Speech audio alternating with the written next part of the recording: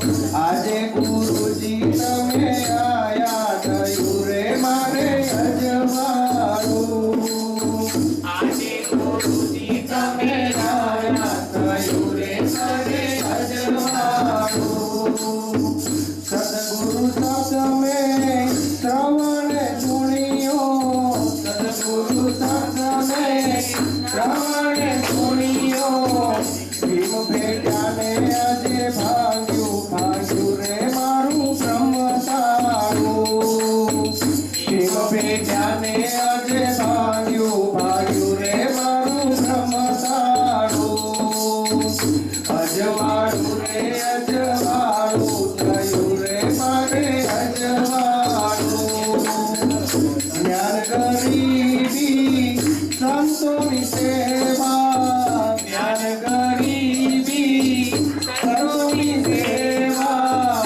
પ્રેમ ભક્તિનો સંગ મારું થયું રે મારે અજવાળું પ્રેમ ભક્તિનો સંગ મારું થયું રે મારે અજવાળું બોલો સદગુરુ મહારાજની જય અદ્વૈત રામ મહારાજની જય મોજ દરિયા બાપુની જય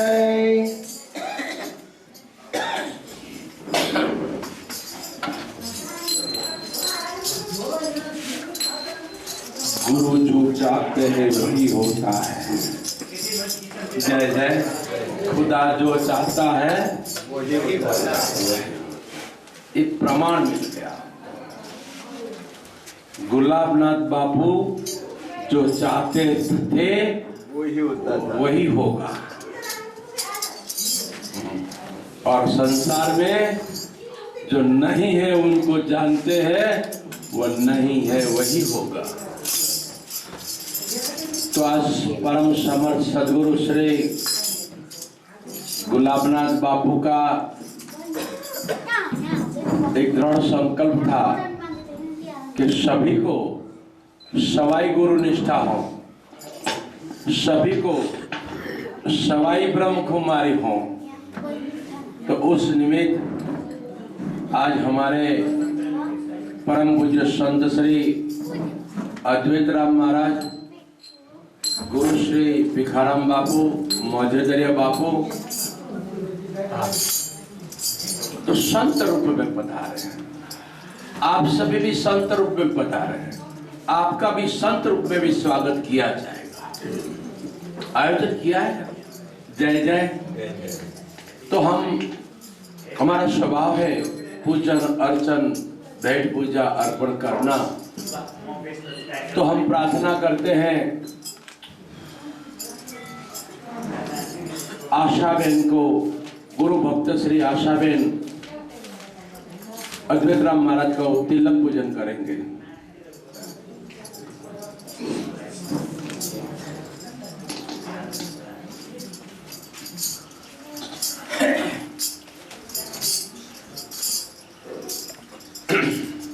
बोलो सदगुरु महाराज की जय।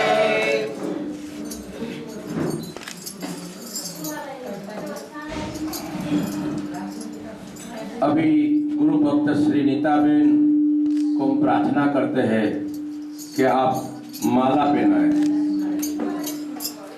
फक्त माला ही पहनाएं।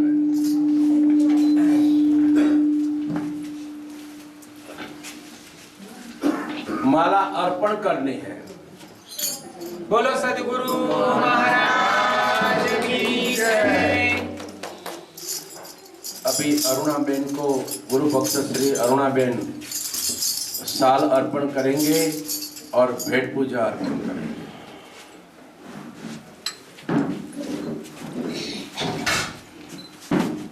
बोलो सदगुरु श्री गुलाबनाथ बापू की जय।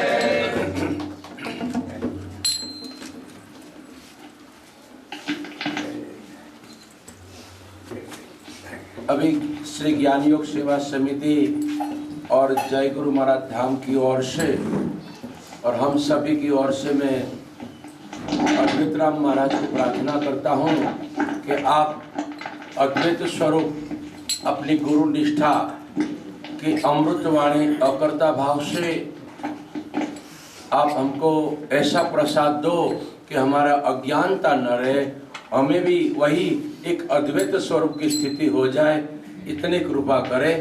अद्वैत राम महाराज, जय गुरु महाराज, जय गुरु।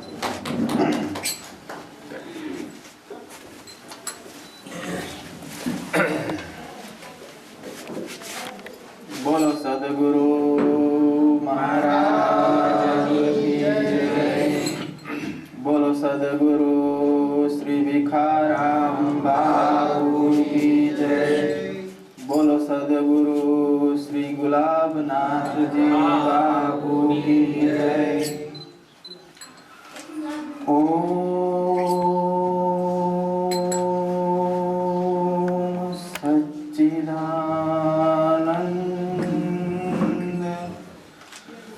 गुरुवे नमः। ओम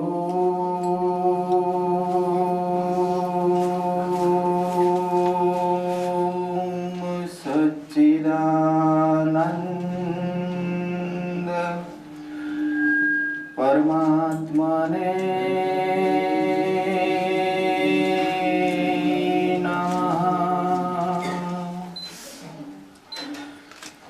ओम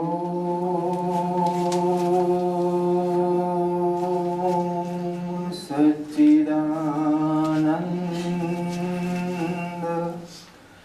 सदगुरु श्री भिखाराम बापू को नमः। ओम सच्चिदानंद सदगुरु गुलाबनाथ जी बापू को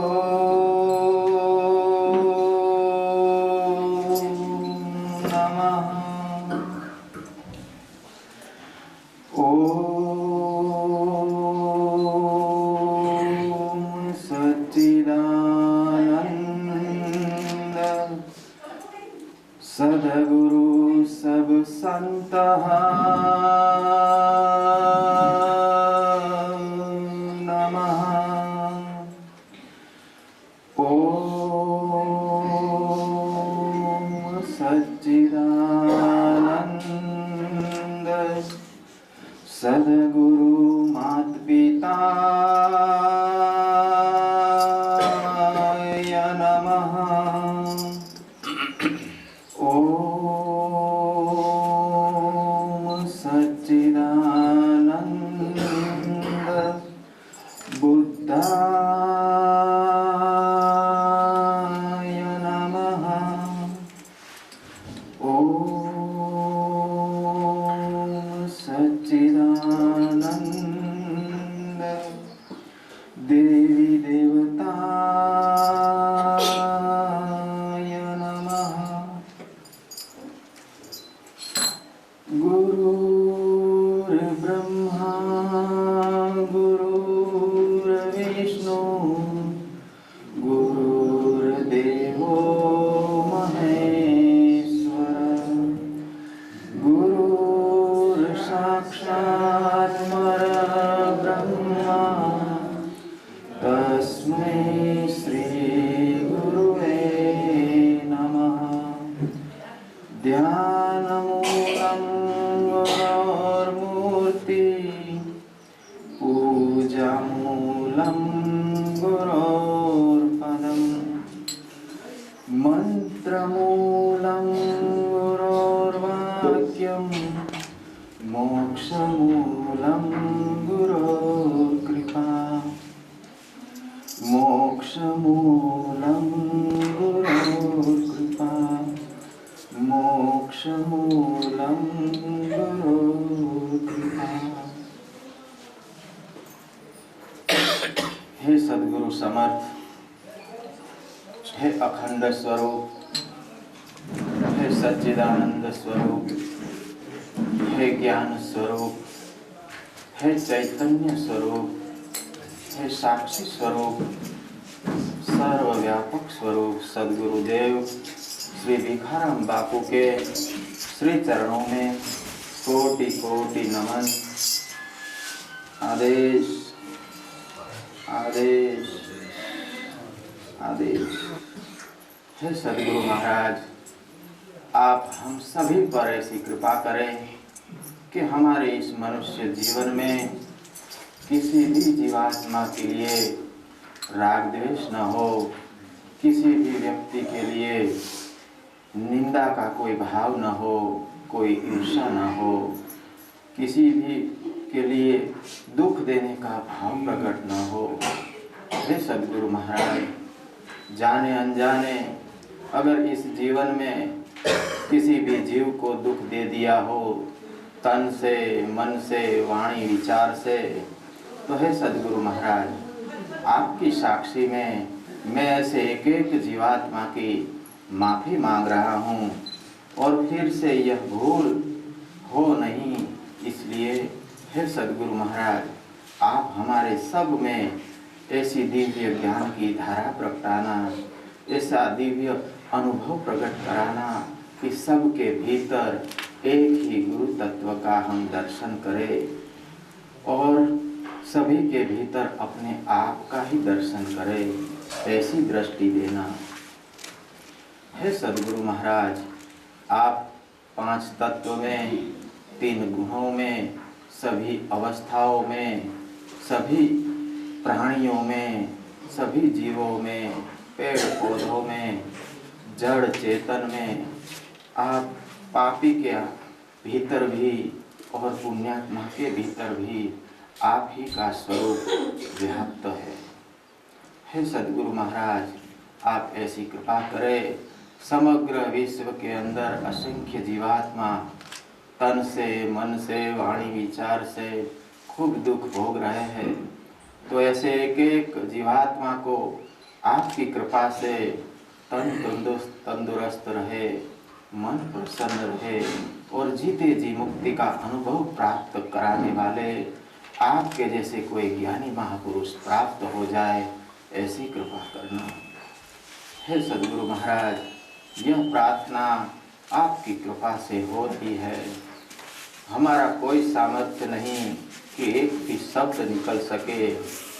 ये बोलने वाले भी आप हैं और सुनने वाले भी आप ही हैं।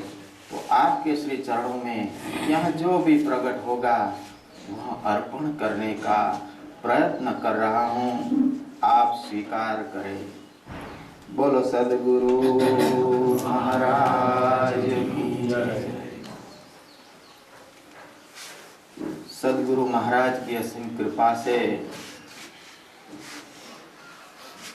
और हमारे पूर्व के कोई कर्म होंगे तो उसके पुण्य के प्रताप से हमें मनुष्य जन्म प्राप्त हुआ और उसमें भी ज्यादा पुण्य का प्रताप होगा, तभी हमें ऐसे महान सदगुरु के चरणों में जाने का मौका मिला।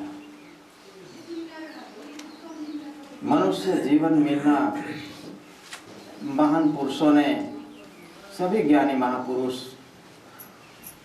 खूब दुर्लभ कहते हैं, क्योंकि मनुष्य जीवन ही ऐसा है कि वो अपने आप की पहचान कर सके। जीव तो कई प्रकार के हैं। हम गाय को माता कहते हैं,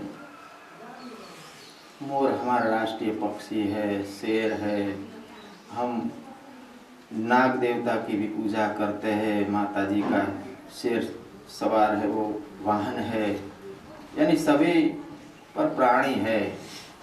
उसके भीतर मनुष्य जैसी समझने की शक्ति नहीं है, उसके अंदर अपने आप को जानने की कोई समझ नहीं है। इसलिए मनुष्य जीवन देवों को भी दुर्लभ है, ऐसा हम सबको मिला है। मनुष्य जीवन मिलने के बाद भी वह बहुत भाग्यशाली है कि जिसको अपने जीवन का कल्याण करने का मार्ग ढूंढने की एक इच्छा हो। हमें मनुष्य जीवन क्यों मिला है, ये प्रश्न कोई भी मनुष्य के अंदर उठेगा तो वो बहुत भाग्यशाली है। और हम सब है, क्योंकि हम आज भारत से यहाँ आए हैं विज्ञान स्वरूप महाराज के ज्ञान गंगा शिविर में। तो हम सब बहुत भाग्यशाली है। और यह भूमि है वो ज्ञानी महापुरुषों की भूमि है। यहाँ पर गौतम बुद्ध जैसे महान प्रतापी पुरुष हुए जिन्होंने समग्र विश्व के अंदर शांति, आनंद और माधुर्य का संदेश फैलाया है। यानी हम सब बहुत ही भाग्यशाली है कि हमें यहाँ इस ज्ञान गंगा शिविर में, इस स्वरूप निष्ठा शिविर में सुनने का, अपने इस जीवन का कल्याण करने का हमें यहाँ मौका मिला है। तो हमें मनुष्य जीवन मिलने के बाद अगर कोई ज्ञानी महापुरुष मिल जाने के बाद हमें उनके वचनों में श्रद्धा विश्वास बैठे, उसके वचनों को आचरण करने के मार्ग पर आगे बढ़े, तो हमारा ये मनुष्य जीवन सफल हो जाएगा। आप सब ये शरीर जो अभी बात कर रहा है उसका कोई परिचय बहुत ज़्यादा नहीं है, तो थोड़ा सा परिचय देता हूँ, क्योंकि परिचय जिसका भी हम देंगे वो आज नहीं तो कल चला जाने वाला है। पर तो भी थोड़ा परिचय देना चाहूँगा कि मैं सद्गुरु के साथ और सद्गुरु का पहला दर्शन हमारा मेल हुआ, वो मैं 9वीं कक्षा में पढ़ता था, तब से मैं जानता हूँ। यानी तभी से इस शरीर के माँ बाप, तो इस शरीर को मुझे जन्म दिया वो माँ बाप है, पर मुझे अपने आप में जगाने के लिए जो जन्म कराया ये हमारे माँ बाप है। क्योंकि बचपन से ही थोड़ा भक्ति में तो रस था और माँ बाप की भी कुछ दया करुणा थी कि उनके संस्कार से हम बचपन से ही संत महापुरुषों का फोटो देखे तो ऐसे लगे कि नहीं ऐसा होना है, यही जीवन है। सबसे पहले हमने बजरंगदास बाबा का फोटा देखा और वहाँ प्रसाद खाने जाते थे। हमारे वहाँ है बजरंगदास आश्रम, वहाँ मेरे पिताजी लेके जाते थे। तो वहाँ पर जाके फोटो देखते तभी ऐसा लगे कि ये कुछ जीवन है, ये कुछ अजब है। यानी कुछ संस्कार होगा, वरना ऐसा विचार नहीं आता। फिर वहाँ बैठते सुनते, फिर धीरे धीरे संतों के प्रति आकर्षण हुआ, समझने की कोई स्थिति बनी। बाद में सद्गुरु महाराज मिले, फिर उनके मार्गदर्शन में पूरा जीवन इस मार्ग में कोई भी तकलीफ हो, कोई भी घटना बने तो पूरा सपोर्ट, पूरी समझ मुझे सद्गुरु महाराज ने बहुत बार दिया है। इशारों में भी बहुत बार दिया है। यानी इस जीवन का कल्याण और सभी मनुष्यों के जीवन का कल्याण जब तक कोई महापुरुष जीवन में नहीं आएंगे तब तक नहीं होगा। हम इस मार्ग में घर से ही शुरुआत करते हैं कि घर के अंदर हम जहाँ परिवार में, जिस परिवार में जन्मते हैं, तो वहाँ पर हमारा संस्कार शुरू हो जाता है। हम जब पैदा होते हैं तो हमारा कोई नाम नहीं होता है। अगर बच्चे की मनस्थिति की बात की जाए तो वो बच्चा अपने को कोई जाति का समझता नहीं होता है। उसके अंदर कोई संस्कार नहीं पड़ा होता है कि मैं स्त्री हूँ, पुरुष हूँ, मैं यह जाति का हूँ, उस जाति का हूँ, मैं हिंदू हूँ, मुसलमान हूँ, कोई पता नहीं होता है। पर हमको कौन पता कराते हैं? घर के व्यक्ति ही हमें बार बार कहते हैं कि तू लड़का है, तू बहुत सुंदर है, तू बहुत बुद्धिशाली है। फिर हमारा नामकरण हो जाता है। इस देह का नाम है दशरथ, और नाम वो यहाँ पर मिला हुआ नाम है। अगर इसका नाम दिनेश होता तो दशरथ को आज कोई भी कुछ बोल दे तो इसको कोई फर्क नहीं पड़ता, पर आज पड़ता है। यानी वो भी नाम यहाँ से मिला, इस देह का व्यवहार के लिए व्यवहारिक नाम मिला, वो भी यह नाम की इतनी पकड़ हो जाती है। बार बार सद्गुरु एक दृष्टांत देते हैं कि नए नए संबंध लड़का लड़की का हो गया हो, और हमारे वहाँ भीड़ बंजन है बाजार, तो वहाँ पर अगर हम गए हो और हमारे धर्म पत्नी हो या पति हो, उनके नाम पर कोई बोले तो हमें तुरंत कान पे पड़ते ही तुरंत हम जागृत हो जाते हैं कि यहाँ पर कैसे आ गए। यानी ये नाम भी कितना प्रभाव करता है। तो यहाँ पर सद्गुरु भी नाम ही देते हैं, नाम से ही समझाते हैं, वाणी से ही समझाते हैं। और इस वाणी से समझाते समझाते आखिरी समझ में फिर यह सब छुड़ा देते हैं। हमने अभी प्रार्थना की कि गुरु ब्रह्मा गुरु विष्णु गुरु देवो महेश्वरा, गुरु साक्षात पर ब्रह्म तस्मै श्री गुरुवे नमः। गुरु ब्रह्मा है। हम सब जानते हैं कि ब्रह्मा जी का कार्य क्या होता है। ब्रह्मा जी उत्पन्न करते हैं पृथ्वी को। पृथ्वी में सब जीव ब्रह्मा जी के आधार पर जन्मते हैं। हम सब ये सब शास्त्रों में पढ़ के सुनते, सब समझते हैं। तो यहाँ पर गुरु भी ब्रह्मा का स्वरूप है, ऐसा हम बोलते हैं।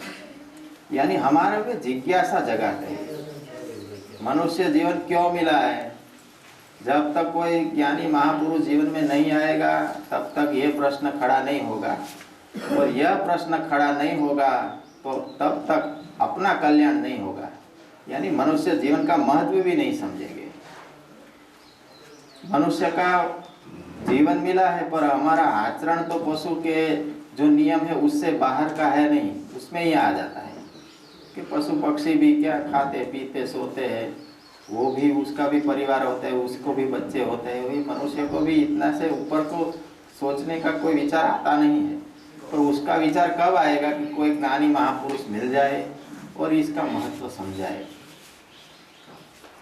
और मनुष्य क्यों कहा जाता है कि मनुष्य को गुण के आधार पर, मन के गुण के आधार पर मनुष्य कहा जाता है। मन से ही ये सब जगत है, और मन के द्वारा ही मानव नाम पड़ा है, और गुण से व्यक्ति की पहचान होती है। हम सभी में गुण है, सब महापुरुष जैसे वेदांत शास्त्र बहुत ज़्यादा आते नहीं है, बहुत पढ़े नहीं है, ऐसा ही है। गुरु महाराज की तरह पढ़ने में आलसू ही है, बस सुने बहुत है, महापुरुषों को सुना बहुत। तो सब समझाते हैं कि 3 गुण है, तीनों गुणों के आधार पर मनुष्य की स्थिति होती है, सत्व रजस और तमस। इन 3 गुणों सभी में होते हैं, और इसके आधार पर मनुष्य का स्वभाव पता चल जाता है, उसके व्यवहार का भी पता चल जाता है, उसके वर्तन का भी, वाणी का भी सब पता चल जाता है कि वो कौन से गुण में रहते हैं। संपूर्ण रूप से सतोगुणी भी नहीं होता है, संपूर्ण रूप से तमोगुणी भी नहीं होता है, संपूर्ण रूप से रजोगुणी भी नहीं होता है। थोड़ा बहुत टकावारी में फर्क होता है। जैसे कोई तमोगुणी होगा तो उसके भीतर आलस होगा, वाणी में कोई मर्यादा नहीं होगी, खाने में कोई मर्यादा नहीं होगी, नहीं खाने का खा लेगा, पी लेगा, फिर भी वो सुबह में दिवा बत्ती कर लेगा, कहीं भी सुनना, अच्छा सत्संग थोड़ा लगे तो वो सुन भी लेगा, वो रिंगटोन में भजन भी रख लेगा।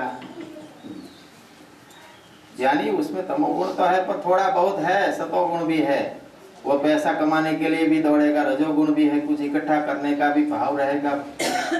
यानी उसके अंदर सतोगुण अगर 70% होगा तो उसके अंदर भाव भक्ति ज्यादा होगी। वो घर के अंदर फिर वो धन इकट्ठा करने का रुचि थोड़ा कम होगा। और तमोगुण थोड़ा होगा, कभी कभार क्रोध हो जाए, कभी कभार कुछ तेज वाणी को गाली गलौज हो जाए। पर अगर उसके भीतर सतोगुण 70% है, 20% रजोगुण है तो 10% तमोगुण रहेगा। यानी ये गुणों के आधार पर हम सभी का स्वभाव है। ये बताने का बहुत लंबा बताने जैसा है नहीं, सब के भीतर जो है उसकी बात कर रहे हैं कि ये सब स्वभाव अलग अलग हमको क्यों दिखते हैं। उसका कारण क्या है? ये कि सभी के भीतर इस 3 गुणों के हिसाब से सभी का स्वभाव बना है। और ये मन कैसा है, और हमारे ये संसार, मन एक सभी का है नहीं। जितने जितने व्यक्ति है ना उतने उतना मन है। अपना पर्सनल बोलते हैं, पर्सनल मन है। जैसे हमारा पर्सनल मोबाइल है।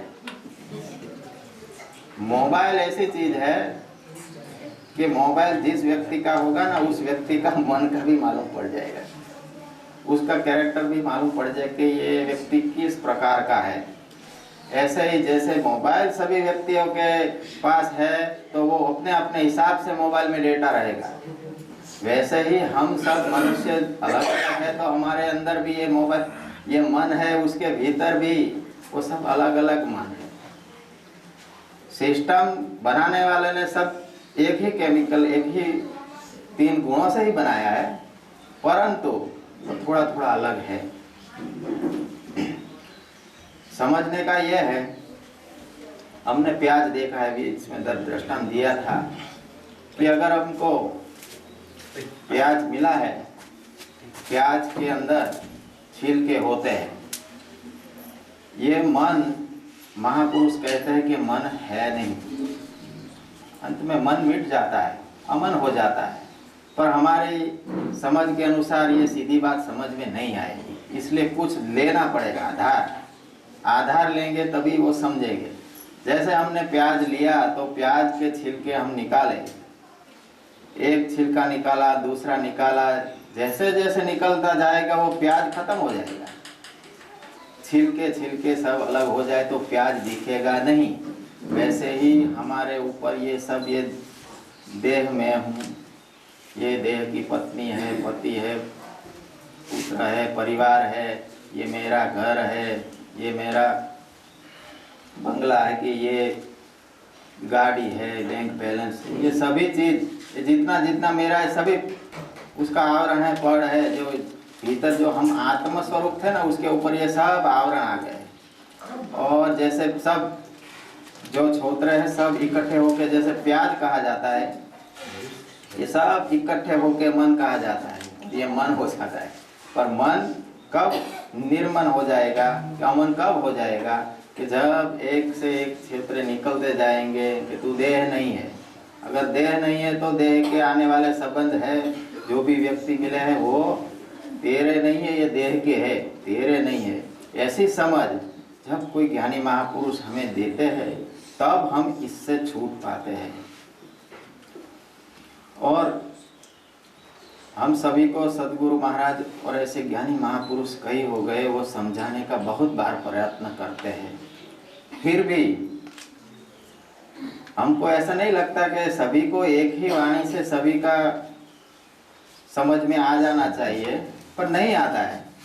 क्यों नहीं आता है? जैसे बरसात होती है, बरसात के समय पर तो बरसात तो यहाँ पर सभी जगह एक जैसे ही ऊपर से गिरती है, परंतु अगर जमीन पे गिरेगी तो वो पानी खींच लेगी, अगर किसी पेड़ पे गिरेगी तो पेड़ को हरा भरा कर देगी, किसी ढाबे पर टेरेस पर गिरेगी तो टेरेस साफ हो जाएगा, पत्थर पे गिरेगी तो पत्थर साफ हो जाएगा।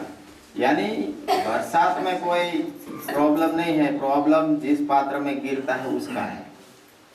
यानी यहाँ पर भी आप सब तो ज्ञानी महापुरुष हो, समझ पुरुष हो कि इतना दिनों से बैठ के सुन रहे हो।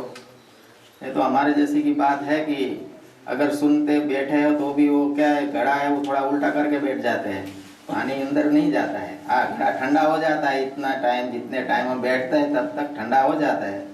हमारे गुरु भाई है, उसने एक बार बात किया था कि हम इतने साल से कब कितने समय से सदगुरु के प्रवचन सत्संग सब सुनते हैं तो फर्क क्यों बहुत नहीं दिखता है, क्यों नहीं दिखता है?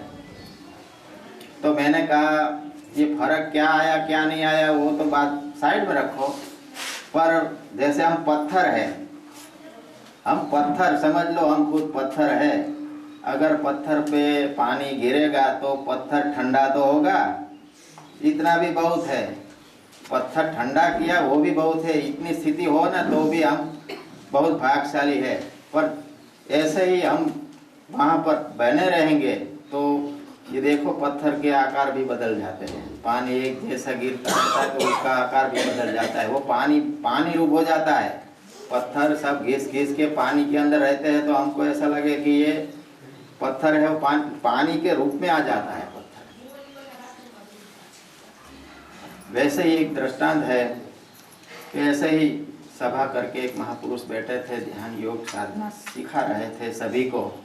वहाँ एक व्यक्ति आता था रोज, ऐसे ही देखता रहता था कि इतने लोग बैठे हैं सब, फिर ऐसे ही क्यों जैसे हमारे यहाँ सत्संग खत्म हो जाए फिर बाहर निकले, फिर हम सब ऑब्जर्वेशन करना अपनी तरह से कि हम सबको मिलते रहते हैं, सबकी बातें सुनते रहते हैं, और भले हम बोले कि नहीं बोले पर हमको ऐसा तो पता चलता है कि अभी सुन के आया पर इसके बाद ऐसी क्यों दिखती है, ये बात ऐसा क्यों दिखता है। सोचना ये बहुत बोलने से अच्छा नहीं है, समझने से अच्छा है। इसमें बोलने से अच्छा नहीं, समझने से अच्छा है। 2 दिन पहले हमें यहाँ बिठा के आप बोले थे कि कुछ बोलो, तो वो बात मैंने बताई थी कि ये है ना, ये थियरिकल है, यहाँ पर थियरी चलती है, प्रैक्टिकल इस दरवाजे से बाहर निकलने के बाद शुरू होगा। कितनी भी पढ़ाई कर लो, कितना भी ज्ञान अर्जित कर लो, कितना भी शास्त्र पढ़ लो, भजन अच्छे से अच्छे याद रह जाए, मुझे तो नहीं रहते हैं पर ये धन्यवाद है उमेश भाई को गा लेते हैं, अच्छा है। यानी उसके बाद भी प्रैक्टिकल तो इस दरवाजे के बाहर निकल बात होगी। और हम कोई, मैं तो ज़्यादा नहीं पढ़ा हूँ, मैंने वही 9 कक्षा तक ही पढ़ा हूँ, पर आप मतलब पढ़े होंगे अच्छे से, तो आप सबको मालूम है कि नौकरी किस आधार पे मिलती है, खाली डिग्री से मिलती है या उसके अनुभव से मिलती है। किसको पगार ज़्यादा मिलेगा? उसके अनुभव से मिलेगा, प्रैक्टिकल से मिलेगा, और प्रैक्टिकल भी करवाते हैं।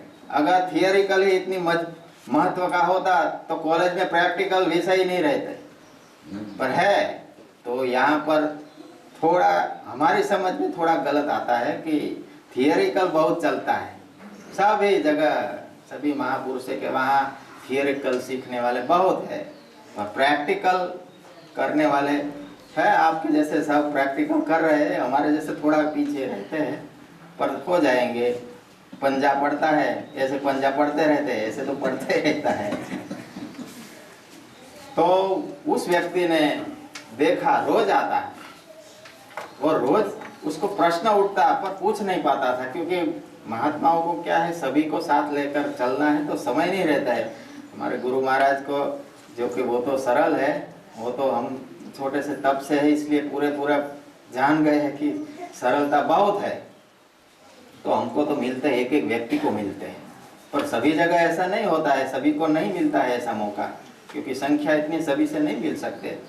तो उनको भी मौका नहीं मिलता था, फिर एक बार मिला, फिर वो जाके कि भगवान महापुरुष गुरु महाराज कि आप इतने दिनों से सत्संग कर रहे हैं, इतने दिनों से समझा रहे हैं, तो कई लोगों को हम देख के ऐसा लगता है कि इसमें कुछ समझ में आ रहा है, यानी उसके भीतर शांति है, उसके भीतर वाणी की शांति, व्यवहार में कुछ दिखता है कि इसमें आवरण थोड़ा घट गया लगता है।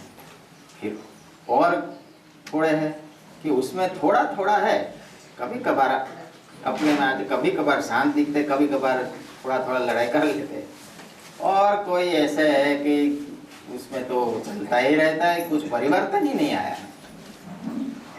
तो वो गुरु महाराज थे ना, वो प्रैक्टिकल वाले थे, तो के तुझे शब्दों से समझाना सही नहीं है, क्योंकि वैसे भी हम सबको भी शब्दों से कितना भी समझाएंगे नहीं समझ में आएगा, पर प्रैक्टिकल होगा ना तो जल्दी से समझ आएगा।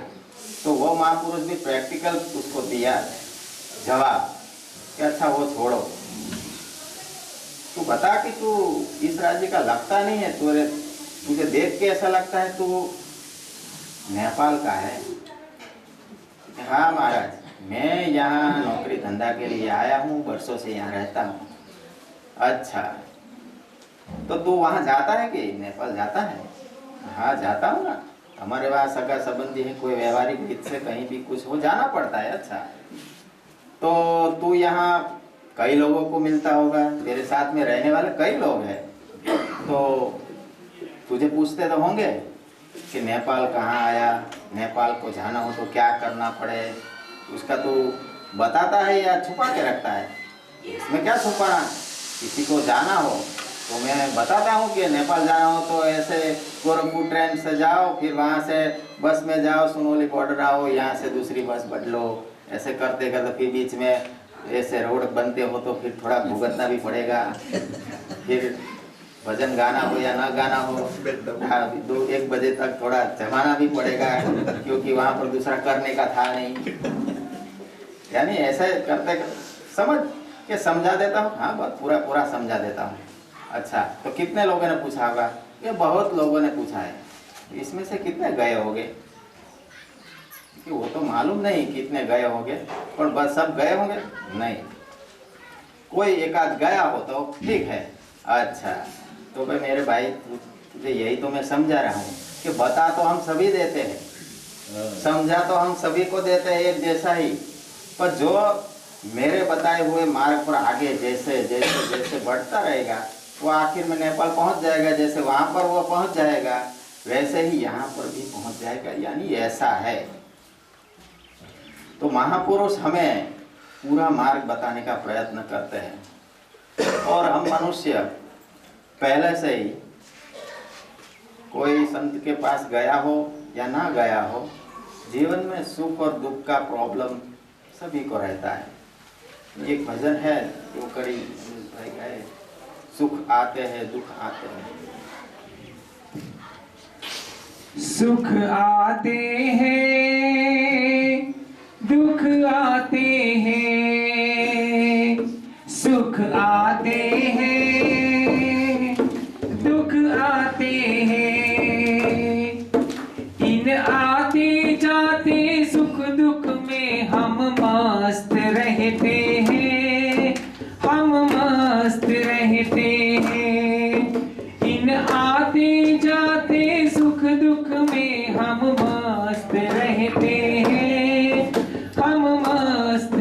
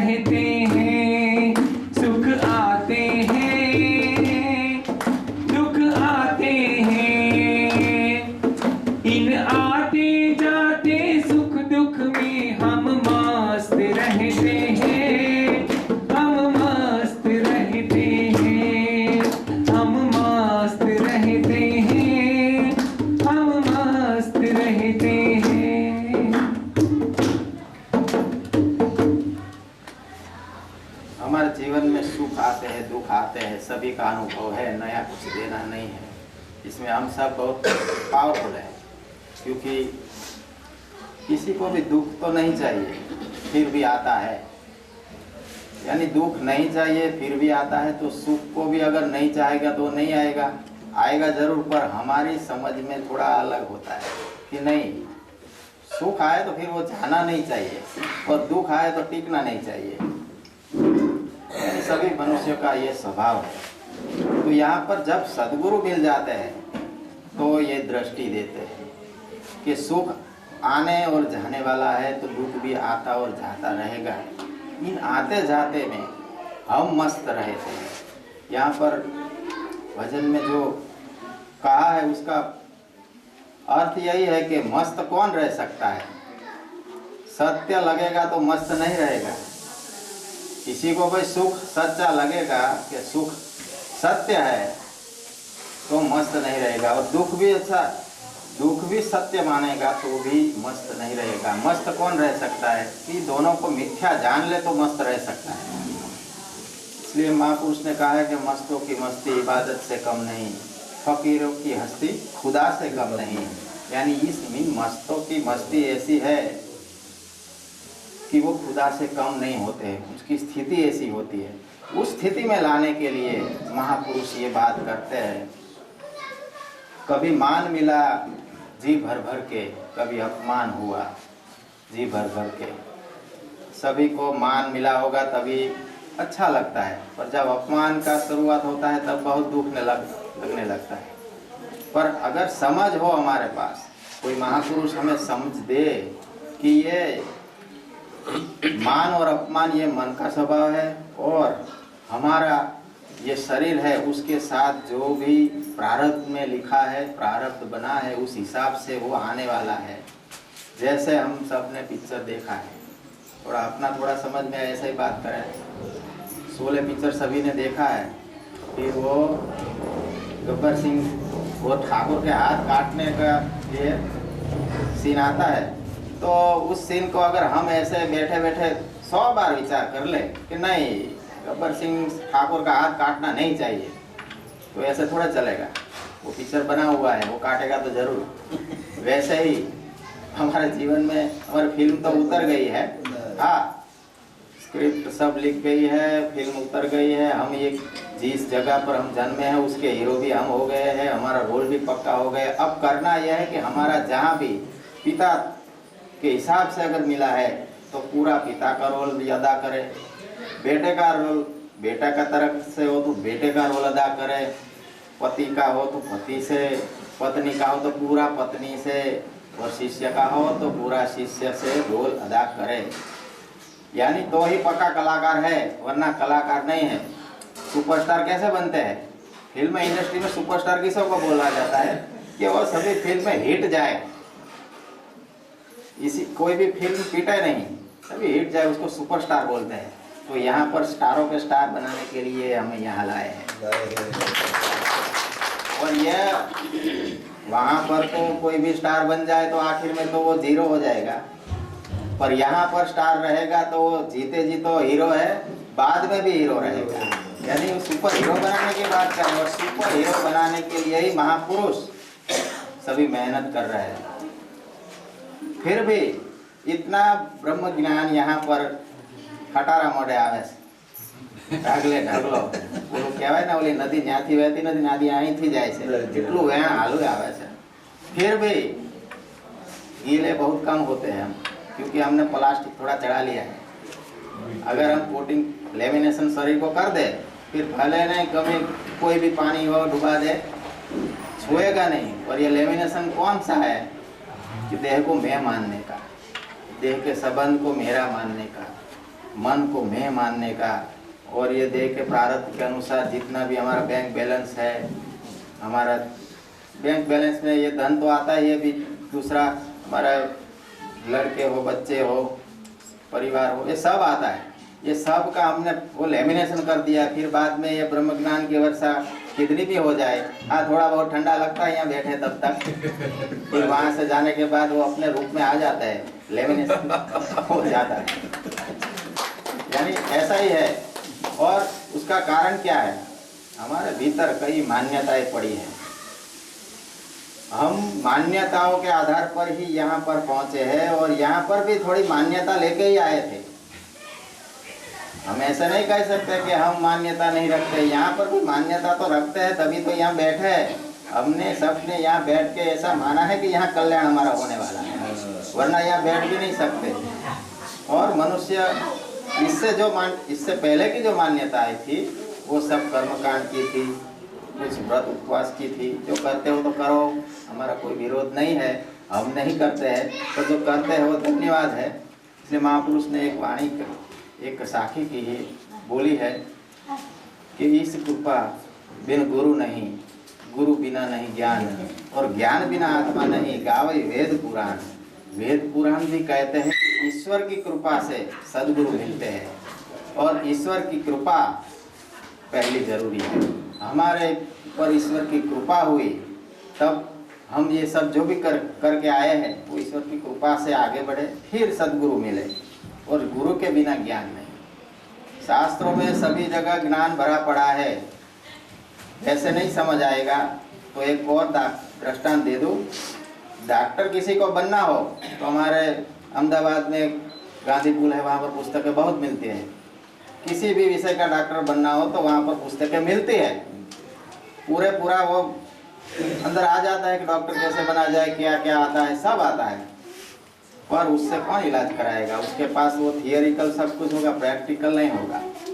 तो उसके लिए किसी सर्जन के हाथ के नीचे, किसी डॉक्टर के हाथ के नीचे हमें प्रैक्टिस करना पड़ेगा। तो यहाँ पर क्या चल रहा है? प्रैक्टिस चल रही है। हम यहाँ क्या करें? हम कंपाउंडर हैं, सर्जन है। यानी हम प्रैक्टिस करें, फिर ये कंपाउंडर भी कंपाउंडर नहीं रहता है अगर उसमें हो तो, वरना कंपाउंडर पूरा जीवन कंपाउंडर ही रहते हैं। यानी जूनियर वो जूनियर ही रहता है, सीनियर नहीं बनता। तो ये सदगुरु ऐसे सीनियर बनाने के लिए बहुत तैयार, बहुत उतावले है, सीनियर जल्दी से बनो। पर अगर हम वो बड़े सर्जन हैं, किसी का भी ऑपरेशन सही से कर देंगे, पर वो ऑपरेशन हमारे हाथ से हो जाए उसके लिए वो तैयार बैठा है कि करो, तुम भी हाथ में हथियार दे दिए है, अब हम करें नहीं तो हमारी गलती है। यानी भगवान बुद्ध के जीवन में ऐसा बना था कि हम जो ये बात की कि हम व्रत उपवास कर्मकांड सब करते हैं तो हम किसी शांति के लिए, आनंद के लिए, कुछ लाभ के लिए ही करते हैं। तो एक बार भगवान बुद्ध जा रहे थे तो वहाँ पर राजा था। वो राजा ने कहा कि भगवान आप यहाँ पर आए हैं, हमारे पिताजी का अवसान हुआ है, तो आप कुछ ऐसा कर्मकांड करें कि उसकी मुक्ति हो जाए। पिताजी तो गए, शरीर रहा नहीं। फिर भगवान बुद्ध कहे कि इसको क्या दे जवाब। फिर बोला एक काम कर, 2 घड़े लेके आ, एक में तेल भरना और एक में कंकर पत्थर भर के लाओ। तो वो खुश हो गया, जैसे हम भी खुश हो जाता है। हमको कोई कहे कि तुम्हारे घर में लक्ष्मी नहीं टिकती है, कुछ ऐसा वहाँ से पत्थर लेके आ, या वहाँ से वो माला लेके आ, ये चंदन लेके आ, इसी का लाल चंदन ही लेके आ, फिर उसके उस पत्थर को लाल चंदन से रोज तिलक कर, तेरे घर में लक्ष्मी टिक जाएगी। तो हम खुश हो जाते, नहीं ये कुछ होता होगा और हो भी जाएगा, क्योंकि हमारी पकड़ ऐसी है ना, मान्यता ऐसी है। तो फिर वो उसने 2 घड़े मंगाए भगवान बुद्ध ने। फिर कहा कि अच्छा चल तालाब में चलो, कर देते हैं आज। तो वहाँ लेके तालाब के पास गए और कहा कि 2 घड़े रखो पानी में और फोड़ दो, लकड़ी दी फोड़ दो। राजा खुश हो गया कि नहीं कुछ है जरूर, अब मेरे पिताजी की मुक्ति हो ही जाएगी। तोड़ दिया। फिर उसको कहा कि देखो ये कंकर पत्थर है वो कहाँ गए? वो तो पानी में डूब गए। और ये तेल का घड़ा था, वो तेल ऊपर तैरता है। तो देखो सही बात समझ लो कि अपने जीवन के अंदर अगर अच्छे कर्म किए होंगे तो वो डूबेगा नहीं। अगर पत्थर जैसे कर्म किए होंगे, बुरे कर्म किए होंगे, तो वो कोई भी कर्म करवा लो वो डूब ही जाएंगे। यानी हम भी इन सब मान्यताओं से ऊपर आके अभी यहाँ पर सुन रहे हैं ऐसी वाणी कि ये सब तो हमारा काफी समय से छुड़ा दिया। आगे यहाँ पर कहते हैं कि कभी मान मिला भर भर के, अपमान हुआ जी भर के। इस मान अपमान के खेल में हम मस्त रहते हैं। फिर खेल लगेगा, हमारा कौन सा लेवल है वो जानना हो ना, तो जब ये दुख और सुख आए, मान आए, अपमान आए, उसके भीतर हमें खेल लगे ना, तब समझना कि हम कुछ समझे हैं, थोड़ा बहुत हम यहाँ पर भीगे हुए हैं। क्योंकि दुख में तो हम प्रभु को याद कर लेंगे कि भाई गुरु महाराज को याद कर लेंगे, गुरु महाराज इस दुख से छुड़ाए, पर हम कभी ऐसी प्रार्थना नहीं किया होगा कि हे गुरु महाराज अभी सुख बहुत आ गया है, आप इस सुख से भी हमें छुड़ा लेना, कभी नहीं बोलेंगे। यानी इस हिसाब से हमारे पक्का होता है कि हम सुख को ही चाहते हैं, दुख को नहीं चाहते। और हमारा जो बोलते हैं कि भान, हमारी भान अवस्था, साक्षी अवस्था में अगर दुख हो ना, तो अगर हम रहना चाहें तो थोड़े चलो हम पक्के हैं, समझदार है, समझते हैं, गुरु बोध को, उपदेश को लगाते हैं, तो थोड़ा रह जाएंगे। पर ज़्यादातर सुख में भूल जाते हैं कि ये सब मिथ्या है। दुख को तो मिथ्या जल्दी समझ लेंगे कि दुख तो जता चतुर रह सके तो काले बगी जैसे, पर सुख हो यानी सुख आता है, तब सुख के समय पे ऐसा नहीं लगता है कि भले आया है पर आज नहीं तो कल चला जाएगा, इसमें मिलना नहीं है, ऐसा हमें महसूस नहीं होता, ऐसा हम समझ में नहीं रहता है। यानी मान मिला जी भर भर के, अपमान हुआ जी भर भर के, इस मान अपमान के खेल में हम मस्त रहते हैं। हम अपने इस समझ के साथ रहेंगे तो मस्त रहेंगे। गुरु ज्ञान पिटारा खोला है, ये जग सारा एक मेला है। अभी ज्ञान का पिटारा खोला है, पिटारा नहीं, ये तो पूरा खजाना ही खोला है। और ऐसा खजाना खोला है कि कई नंग, कई हीरा माणिक है, उसका तो नाम ही नहीं आता है। ऐसा आया है, वो शब्दों में भी नहीं आया है। ऐसा है कि उसको कुछ बोला नहीं जाता है, पर है बड़े बड़े वो कहते हैं हीरे जवेरात है, मणि है, ऐसा है। यानी ज्ञान पिटारा खोला है, ये जग सारा मेला है। और ये पिटारा क्यों खोला है? क्योंकि ये जग सारा एक मेला है। क्षण क्षण बदलते हम में मस्त रहते हैं। यानी ये पिटारा खोल के यही समझना है कि ये सब बदल जाने वाला है। हम वहाँ से शुरू किया था यहाँ आने के लिए, उसके यहाँ तक के समय में काफ़ी बदल गया। और क्या क्या बदला? विचार भी बदल गए, हमारा पूरा जो जीवन रूटीन लाइफ है वो भी बदल गया। हम अभी किसके से साथ खाना खा रहे हैं, उसके साथ क्या क्या बात हो रही है, बातें भी बदल गई, विचार भी बदल गया। यानी क्षण क्षण बदल रहा है। और ये भी पक्का है, इतने दिन यहाँ रहे हैं तो यहाँ अभी तक तो जो चल रहा है वो अभी तक चलता है। अब इसके बाद जब जाएंगे तो फिर जो था वो फिर वहाँ पर जिस जगह पे जाते हैं ना उसका प्रभाव पड़ने लगता है। पर अभी सुबह में बोला था कि कहीं भी जाए प्रभाव अपना रहना चाहिए। और वो कब रहेगा? वो पावर हमारे में, जैसे वो पावर बैंक है ना, वो चालू रहेगी तो वो मोबाइल में पावर रहेगा, और वो चालू नहीं रहेगी ना तो वो पावर खत्म हो जाएगा, वो मोबाइल डेड हो जाएगा, कुछ काम का नहीं है। यानी यहाँ पर हमारा सबका चार्जिंग फुल हो रहा है, पावर बैंक फुल भरपूर हो रहा है। पर वो पावर बैंक है वो चालू रहनी चाहिए चार्जिंग में, वरना कोई काम का नहीं है। गुरु ज्ञान पिटारा खोला है, ये जग सारा एक मेला है। क्षण क्षण बदलते हम मस्त रहते हैं। यह तो कोई जीना भाई जीना है, आगे खड़ी कहते हैं विष छोड़ दिया अमृत पीना है। हम अमृत पीते रहते हैं, हम मस्त रहते हैं। अभी तक का जो भी जीवन जिया है ये कोई जीना है, कब मालूम पड़ता है कि जब हमें सही मायने में कुछ पता चले कि सही जीवन क्या है। महापुरुष लोग कहते हैं कि सही मनुष्य जीवन में जीना हो तो किसी महापुरुष के चरणों में जाकर उपदेश ले लिया, फिर बाद में सही जीवन शुरू होता है। क्योंकि फिर कोई तकलीफ हमारे में न आए ऐसी समझ मिल जाती है। यानी वो अमृत क्या है कि जो हमें अपना स्वरूप का अनुभव कराया, वो अमृत है। उसके हिसाब से ये सब जो दुख है, सुख है, मान है, अपमान, ये सब छूट जाता है। यानी हम उसको जान लेते हैं, ये रहेगा नहीं ऐसा। हम अमृत पीते रहते हैं, हम मस्त रहते हैं। यही अमृत वाणी को हम पीते रहते हैं और मस्त रहते हैं।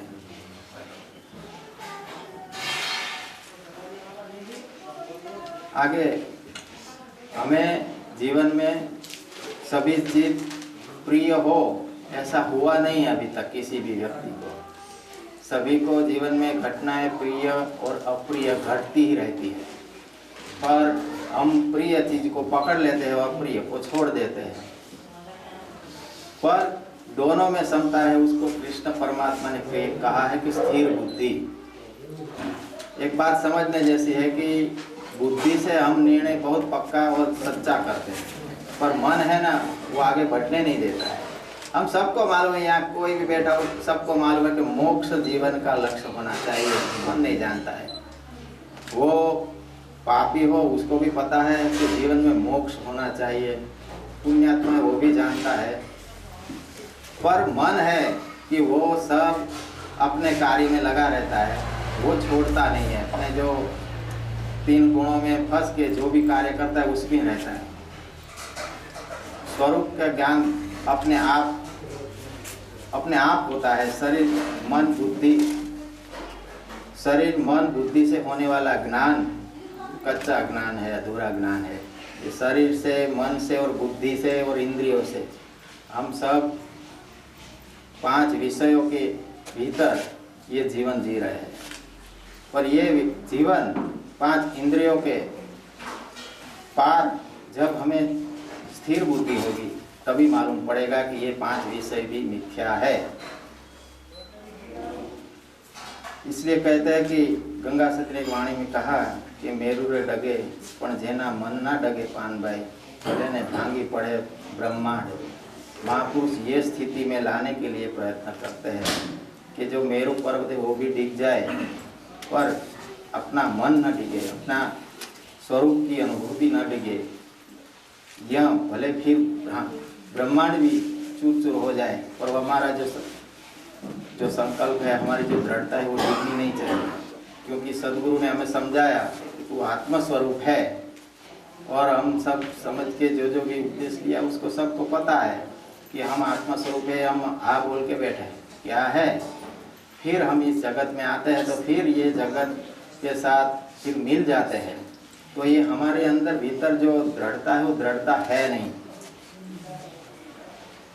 जो ब्रह्म को जान लेता है वो ब्रह्म से जुदा होता नहीं है, और ब्रह्म को जानता हूँ ये अभिमान नहीं करता है।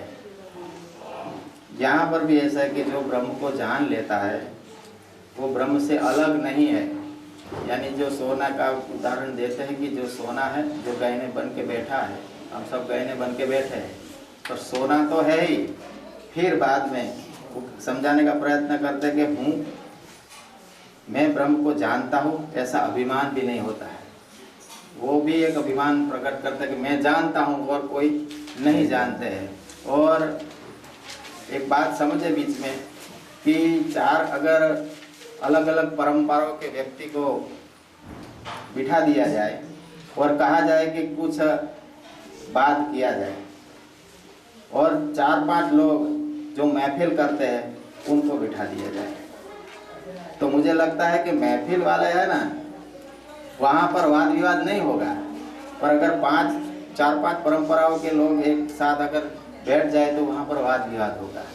यानी उसमें समझने जैसा है कि कोई शराब पीता हो और वो अगर पार्टी करता हो तो वहाँ पर वो बहुत हेल मेल से वो पार्टी हो जाती है, वहाँ पर कोई मगजमारी नहीं होता है, मजा आती है। हाँ, तो जो सत्संग में है उसके लिए है कि 4-5 लोग इकट्ठे हो जाएंगे तो कुछ न कुछ बात पे तर्क निकलेगा ही, क्योंकि सभी ज्ञानी पुरुष है। यानी कोई सभी ज्ञानी पुरुष हो जाता है ना वहाँ प्रॉब्लम रहता है, पर कोई शिष्य बन जाए, कोई गुरु रहे तो वो चलता रहे। इसलिए हमारे गुरु महाराज कहते थे कि ज्ञानियों के हम गुरु और डांडों के हम दास। डांड अगर डंडा उठाए तो हम तो दो जोड़ेंगे हाथ। उसमें ही सरलता है, उसी में ही सही है।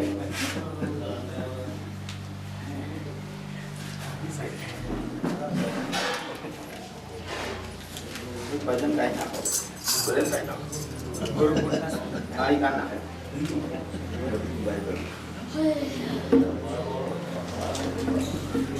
गुरु गुण ना सागर तमने लाख लाख वंदन। गुरु गुण ना सागर तमने लाख लाख वंदन। लाख लाख वंदन तमने कोटि कोटि वंदन। गुरु गुण ना सागर तमने लाख लाख वंदन।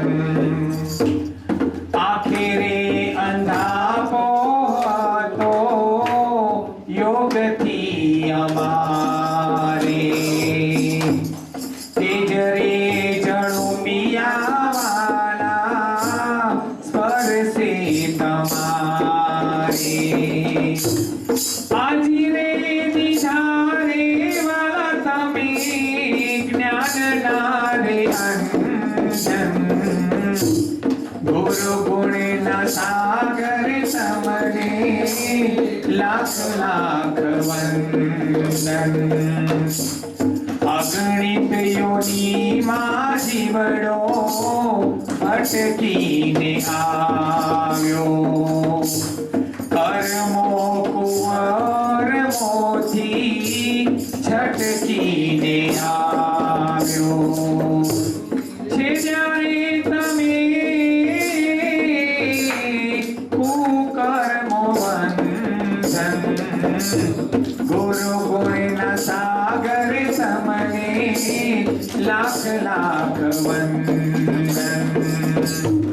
डूबता मन दरिये हता सीधो रे किनारो। तापे तपेला यमने दीधो यावकारो। कया रे निराशामो आशा ना मंजन। गुरु गुण ना सागर तमने लाख लाख वंदन। तमसे भरेला उरना ताड़ा रे तोड़ाव्या। काम क्रोध मोहने मजने छोड़ाव्या। आगति अंतरे त्याग करी दीधा चंदन। गुरु गुण न सागर तमने लाख लाख वंदन। लाख लाख वंदन तमने कोटि कोटि वंदन। गुरु गुण न सागर तमने लाख लाख वंदन। लाख लाख वंदन। गुरु गुण ना सागर तमने लाख लाख वंदन।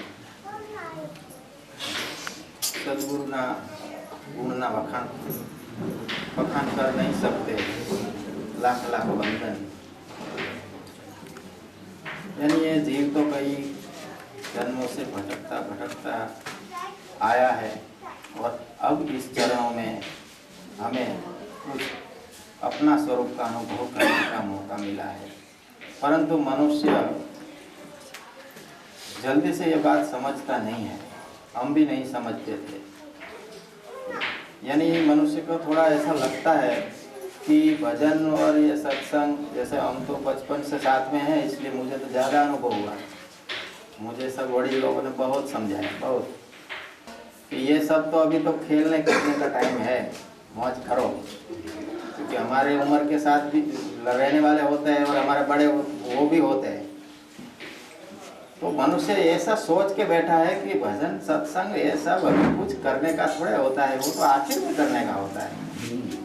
ऐसे कोई विद्यार्थी हो, एग्जाम का समय आए तभी स्कूल जाए तो वो क्या पास होगा? पूरा साल तो कहीं गया नहीं है, कोई एक लेसन किया नहीं है, कुछ भी लिखा नहीं है, तो वो पास कैसे होगा? ऐसे ही इस जीवन में अगर कुछ किया हुआ होगा तो अंत समय में कुछ समझ में आएगा। और अब आने वाले समय में तो ये बहुत बड़ी तकलीफ होने वाली है, क्योंकि बीच में ये फोन आ गया है। हाँ, एक अनुभव करना कि यहाँ पर हमारे कितने दिन हुए, ये तो वाईफाई ये कमल महाराज ने लगा दिया है, फिर भी वो बहुत गजब का वाईफाई लगाया है, 1 मिनट से आगे चलता नहीं है किसी का। वो वहाँ से वो भी बहुत काम का है, क्योंकि हमारा जो मोह है वो वहाँ से लाइन हम कर लेते हैं, कभी कभार कर लेते हैं ना, वो भी तोड़ने के लिए परमात्मा ने वो वाईफाई की वो थोड़ा कटके होके ही आता है।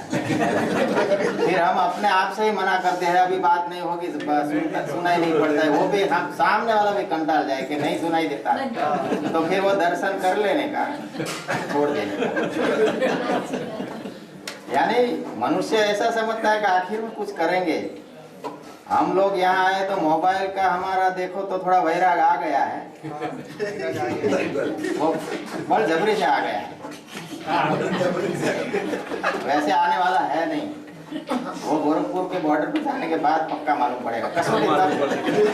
कसौटी वहाँ से शुरू होगी, क्योंकि वहाँ पर मैग्नेट वहाँ से खींचने लगेगा, वहाँ से बहुत यहाँ दूर पड़ा ना, मैग्नेट का पावर थोड़ा कम हो गया, वो संसार का मैग्नेट वहाँ से फिर खींचने लगेगा, फिर सब रिकॉर्ड चालू हो जाएगा, व्हाट्सएप फुल हो जाएगा, क्योंकि काफी लोगों ने ट्राई तो किया होगा, कुछ डाला होगा। यानी समझने की बात है, ये तो ठीक है, जब हम सबको सही में थोड़ा शब्द में अच्छा समझ में आ जाए, इसलिए लगाया, क्योंकि ये हमारा विषय है, सब पूरा दिन यही करते हैं। जो ज़्यादा जो चीज़ में रहते हैं ना, उसमें ज्ञान हुआ है ना, तो वो ज़्यादा टिकता है। हम एक बार गुरुवार के दिन सत्संग कर रहे थे, तो बात में याद आई कि सब ज्ञानी महापुरुषों की दृष्टि कैसी होती है। सभी को पता होगा कि एक्सरे, हड्डी टूट जाए तो क्या निकालते हैं? एक्सरे निकालते हैं। एक्सरे मशीन किसी का वो भेदभाव नहीं करता है। दारू पीने वाला हो उसका भी एक्सरे निकाल लेगा, बहुत पुण्य किया होगा उसका भी एक्सरे निकाल लेगा, हिंदू हो उसका भी निकाल लेगा, मुसलमान हो उसका भी निकाल लेगा। यानी वो किसी के साथ भी कोई भेदभाव नहीं करता है। तो ज्ञानी महापुरुष की दृष्टि एक्सरे जैसी है, और उसी दृष्टि में अगर हम आएंगे तो हम भी उस दृष्टि में रहे ना, तो हम भी उसके अंदर एक्सरे निकालने का है कि भले वो ऊपर से जो भी हो, अंदर से सीधा वो फोटो निकालने का वो आत्मा ही है। ऊपर से तो वो स्त्री है पुरुष है, उसका भी वो एक्सरे कहाँ भूल निकालता है कि नहीं स्त्री है उसका एक्सरे नहीं निकालूंगा, नहीं, वो तो सही से काम कर रहे हैं। यानी ऐसी चीजें हैं हमारे आजू बाजू में, हम उपयोग करते हैं और हम इस्तेमाल करते, उसमें हम ज्ञान लगाए। जैसे हम चाय पीते हैं, अभी चाय का भी थोड़ा बहुत चलता ही है, जैसे मुझे तो चाय का है नहीं आदत, पर जिसको आदत हो उसको पक्का मालूम है कि चाय में यहाँ पर क्वालिटी रोज अलग और उसमें जो पावरफुल है, जिसको चाय का पता चलता है वो जान लेता है कि आज चाय बढ़िया बनी है, आज चाय में कॉफी डाला है, ये सब मालूम पड़ता है। वो कौन जानता है? पक्का अनुभवी। और हमारे जैसा इसको तो थोड़ा वो चाय है ना ऐसे पीते जैसे दवाई पी लेते हैं। हमारे जैसे तो ऐसा ही है, कोई बल जबरी से बहुत भाव बताए तो थोड़ा पीना पड़ता है, वरना मैं मना ही कर देता हूँ, फिर भी पी लेता है। पर वैसा है कि दवाई पी ली हो गया, उनका भी रह गया, हम भी पी लिया। यानी उसमें भी मालूम पड़ता है, देखो चाय अलग अलग क्वालिटी बनती है, पर वो चीज तो एक ही एक चलाते हैं, एक ही चीज सबको मिलती है, पर चाय अलग अलग थोड़ी रहती है। तो इसमें भी हमको जीवन में सब दिया है, परमात्मा ने सभी को दिया तो है ही, पर फिर उसका वो परिणाम आते हैं थोड़ा अलग अलग सबको आता है। यानी बात यह करनी है, वरना क्या होता है ये गाड़ी जिस रोड पे चढ़ती है ना वो रोड पे वो कहीं जाके घुस जाती है, मालूम नहीं पड़ता है। यानी वापस आते हैं कि ये जीवन में सभी को ऐसा लगता है कि भजन बाद में करेंगे, पर मृत्यु एक ऐसी चीज है वो हमें समझाती है। अगर बाद में करेंगे ऐसा पक्का है तो मृत्यु बाद में ही आना चाहिए। एक दिन का जन्मा हुआ बच्चा जीव है वो भी चला जाता है, और 100 साल जिए हुए भी नहीं जाते। यानी वो तो पक्का सत्य है हमारे सामने, किसी को ज्ञान लेने की जरूरत नहीं, किसी गुरु के पास नहीं गया हो, किसी भी धर्म का हो, उसको इतना तो पक्का है कि मृत्यु तो किसी भी क्षण आ सकती है। यहाँ से हम वहाँ पहुँचे कि नहीं पहुँचे इसका पक्का हम कह नहीं सकते, और वहाँ से आने के टाइम भी हम पक्का नहीं कह सकते यहाँ पहुँचेंगे, पर चलता है। पर ये क्या प्रॉब्लम क्या हुआ है,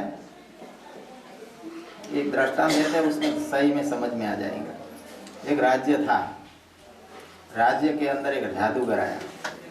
जादूगर ने 2 कुएं थे गांव में, राज्य में। एक कुआं था महल का और एक कुआं था गांव का। तो जादूगर ने गांव के कुएं में जादू किया, ये पानी जो भी पिएगा वो कल सुबह पागल हो जाएगा। तो अब वो सैनिक थे काफ़ी जो राज्य में रहते थे, वो भी इस कुएं का ही पानी पीते थे, क्योंकि वो राज्य में रहते थे। महल में 3 लोग थे जिसका पर्सनल कुआं था, राजा, रानी और वजीर। तो वो 3 लोगों ने देखा कि सुबह से ये पानी तो दूसरा था नहीं, तो पीना तो यही पड़ेगा। तो सब ने पिया, सब पागल हो गए। फिर बाद में तीनों खुश हो गए, वाह हम सब बच गए। पर दोपहर हुआ, शाम तक मालूम पड़ा कि यार बच नहीं गए, हम फंस गए। क्यों? क्योंकि सब ने ये पागल वाला पानी पिया, तो वो सब बहुत ज्यादा है, वो सब इकट्ठा हो गए कि ये सब पागल हो गए तीनों के तीनों। तो अभी यहाँ पर भी इस जगत में अभी ऐसा हुआ है। आज देखो तो व्यसन के बारे में सोचे तो हमारा ये शरीर का जाति दरबार है, राजपूत है, तो हमारे में तो दारू का तो शरबत होता है। तो हमको तो काफी बार पूछते हैं, हमारे शादी में पूछा कि कुछ है के नहीं है भाई। हमारी अगली 1-2 पीढ़ी से कम बंद हो गया है, क्योंकि हमारे दादा थे वो भी भगत थे। गांव में कोई भी आए भगत साधु महात्मा तो वो हमारे दादा के वहाँ भेज देते कि वहाँ जाओ भोजन प्रसाद मिलेगा। हमारे माता पिता भी आध्यात्मिक लाइन में थे, यानी उसका संस्कार नहीं था। यानी समझना यह है कि शराब आज के समय में शराब में कोई जाति बाती रही नहीं है।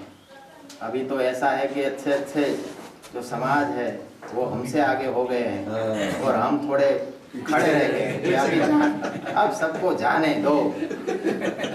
हमारे समय में तो कोई दिखाने वाला नहीं था, आपके समय में हम है। दृष्टांत है कि क्षत्रिय लोग के पास सब था, सबने बहुत भोगा, परिणाम आप देखे। आज आपको देखने को मिल सकता है, फिर भी नहीं देखेंगे, क्योंकि वो ऐसा समझते हैं जैसे ये दूसरे को होगा, हम बहुत बुद्धिशाली है, हमारे हमको तो कुछ पता, कुछ होने वाला नहीं, हम तो सब संभाल लेंगे। जैसे कोई कपल ने लव किया, चलो उसका सफल हो गया, बरोबर है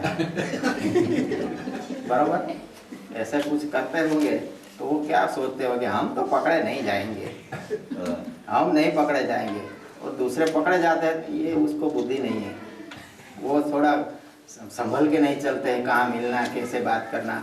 हम बहुत होशियार हैं, पर ऐसा बना नहीं है, वो फंसेंगे ही, वो पकड़े ही जाते हैं। यानी ये भी कमल ने जब भी शुरुआत किया होगा तो क्या डायरेक्ट तो ऐसे ही कि मान नहीं गए, घर सबको नहीं बताना है, छुपा छुपा के थोड़ा कहानी चलता तो होगा ना। तो ऐसे ही यानी हमको ऐसा समझ जाने के लिए सब आते थे कि बापू आप दारू नहीं पिया क्या? अभी दारू नहीं पीता तो नहीं है भाई, ये બધું અમારા પહેલાથી તો જન્મથી જ કુંડળીમાં આવ્યું જ નથી મારું। કે જબરદસ્ત કહેવાય, हिंदी में बोलो वरना थोड़ा ऊपर से चला जाएगा। यानी शराब नहीं पीते हैं, रक्षी नहीं पीते, रक्षी, हाँ रक्षी आ रहे।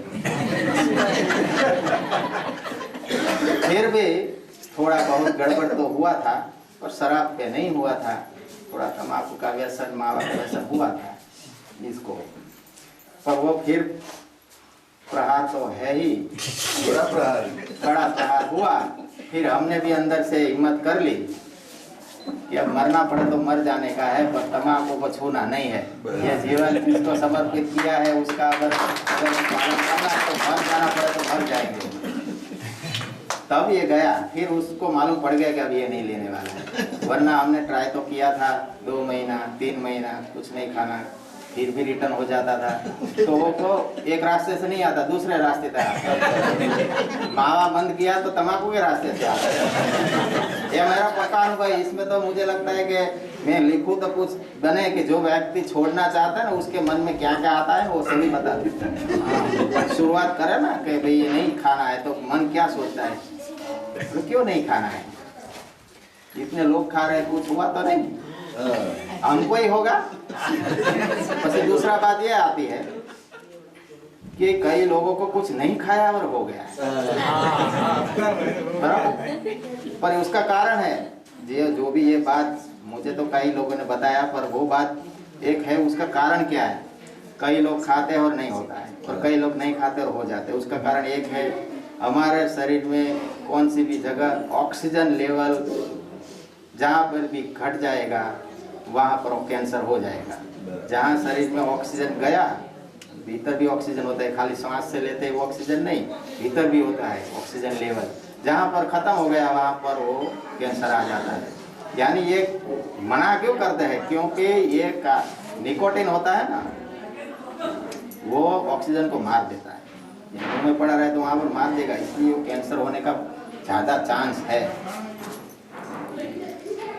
तो समझने का ये था कि भजन फिर करेंगे, और ये मौत का कोई ठिकाना नहीं है, और ये जीवन है वो हम खाली ये करते करते नहीं निकाल सकते।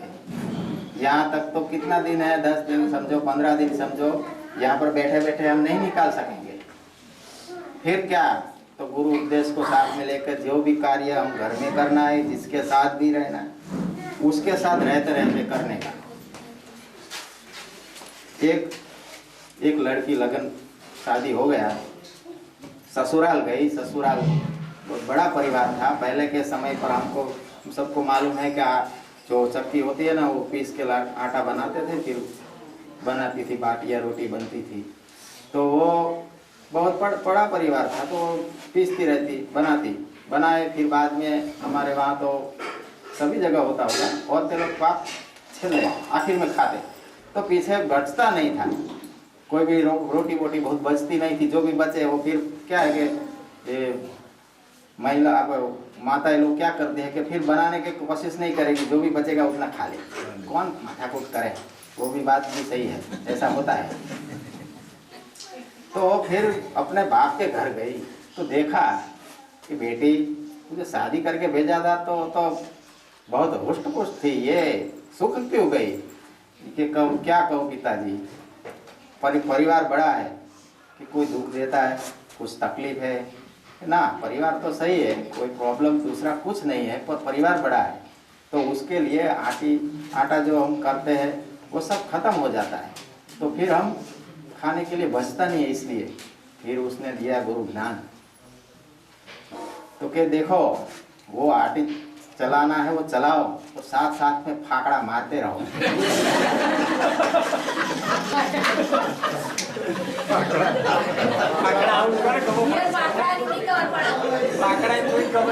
हमने इशारा किया ना, खाते रहो, बनाते रहो, खाते रहो। 2 महीना निकाला, फिर बाद में गई, फिर हो गए रेडी। बस ये दृष्टांत है, इसमें ये हमको ये समझना है कि सब साथ में फाकड़े मारते रहो, तो हमारा भीतर से वो मजबूती रहेगी, ताकत रहेगी, क्योंकि हमें काफी जीवन में लड़ना है, खाली रोते थोड़े रहना है, ये नहीं है वो नहीं है ये नहीं, ये तो सब चलता रहेगा, ये खत्म होगा ही नहीं। 100 साल के आदमी को पूछो तो भी उसकी इच्छाएं खत्म नहीं होती है। तो हम जो भी उम्र में हो, उसमें भी यही कायदा लागू पड़ता है, यानी ये भरने वाला है नहीं ये पात्र ऊपर से एक दृष्टांत याद आया। राजा था, बहुत दान पुण्य बहुत करता था। एक ऐसे फकीर मस्त वहाँ से निकले, उसकी प्रशंसा सुनी कि राजा है वो बहुत दान देता है, जो मांगो देता है। फिर राजा दे रहा था, लाइन में खड़े हो गए तो सबको जो मांगे वो देते, अनाज मांगे अनाज देते, कपड़ा मांगो कपड़ा देते, पैसा मांगो सब देते थे। तो फिर वो लाइन में आते आते महापुरुष आए, तो राजा को बोला कि तेरा बहुत मैंने प्रशंसा सुनी, तू जो चाहे वो दे देता है, तो तू क्या देगा? राजा है, राजा वाजा वांदरा कैसा है? हाँ, लेना पसी अपने ऊपर। अब तो ये आए महापुरुष आए और मुझे ऐसा कहा है, तो अब ऐसे ये अन्न से क्या भरे? सोना मोहरों से भर देते हैं। खजाने से लाए खजाना, वो पात्र था उसमें डाला। पात्र भर देगा? हाँ भर देगा महाराज, तो ही बोल, वरना मैं तो चला जाऊंगा, मुझे कुछ चाहिए नहीं। पर तू सभी का पात्र भर देता तो ये भर देगा ना? महाराज भर जाएगा। लाए डाला, डाले पर जाए कहाँ? भरे नहीं। एक क्या बोलते घड़ा, एक घड़ा आया, खजाना आता गया, डालते गए। महाराज ये है क्या कि ये भरता क्यों नहीं है? कि देख ये तेरे जैसे की खोपड़ी है, ये मनुष्य की खोपड़ी है। और वैसे भी ये फक्कड़ गिरनारी महापुरुष है, वो खोपड़ी को काट लेते हैं और उसका पात्र में खाना खाते हैं, वो खोपड़ी होती है। यानी ये मनुष्य की खोपड़ी है, ये कभी भरेगी नहीं। ऐसे ही है कि हम सब भी जो भी भरना चाहेंगे वो भरेंगे। भरेगा कब? कि जो भरना है ना वो भर, समझदारी से सब भरा जाता है। बाहर की परिस्थितियों में कोई परिवर्तन नहीं होगा, अंदर की परिस्थितियों में परिवर्तन कर सकते हैं। दूसरे को समझाना बहुत मुश्किल है, खुद को समझना बहुत आसान है। यानी हम समझाने लगे हैं दूसरों को, जैसे मेरे जैसे यहाँ बैठे, तो आप सब समझदार हो इसलिए, पर मुझे समझना ज़्यादा है। यानी मैं अगर ऐसे कहूँ कि मैं आपको समझाऊँ, नहीं, मैं आपको नहीं समझा सकता। महापुरुष थक गए हैं, सब समझाते ही है। देखो तो अभी एक YouTube में चालू करो तो एक से एक महापुरुष समझाते हैं, पर अभी देखो तो जगत में दुनिया में ऐसा परिणाम दिखता नहीं है कि समझ सबको आ गई। वो तो भी दौड़े जाते हैं, वो कटोरा वो भरता भी नहीं है, वो दौड़े ही जाते हैं। यानी ये भरने वाला नहीं है। ये भरेगा कब? आत्मज्ञान आत्मदृष्टि से ही भरेगा, इसका कोई दूसरा इलाज नहीं है। 10 मिनट है।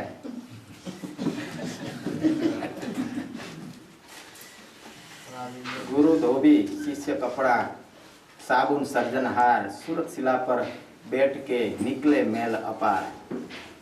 सदगुरु धोबी है, जो कोई इसमें काफी धोबी बने होंगे, हमारे जैसे तो नहीं बने, हम तो अधूरी है, रख देते पहन लेते। दूसरों को क्या प्रॉब्लम है? मुझे प्रॉब्लम नहीं है, मेला दिखे तो दिखे। तो भी ये उमेश राम महाराज ने टोपी धो के दिया, तो वो उसको ऐसा लगा कि धोना चाहिए। इन बहनों ने शर्ट धो के दिया कि धो दिया, अच्छा किया, वरना ये तो ऐसे ही जाता और ये सब प्रसाद वहाँ घर पे मिलता और वो धन्य हो जाती।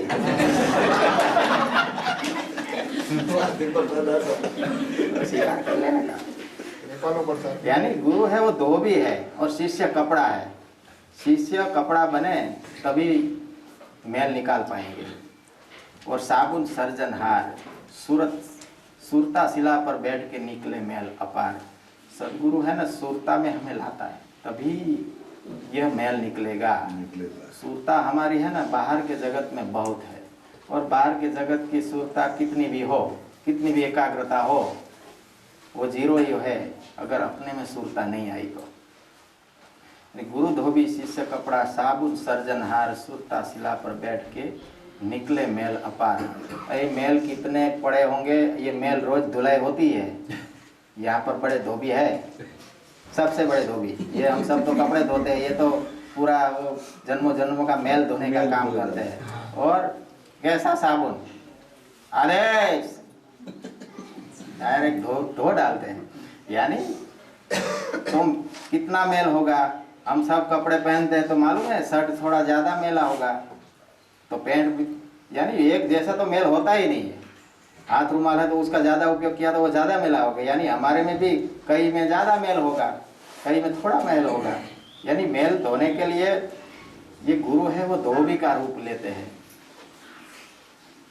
आगे कहते हैं, इस काया में 10 दरवाजा, बीच में पवन का थंबा, आवन जावन कोई न जाने यह कैसा अचंभा।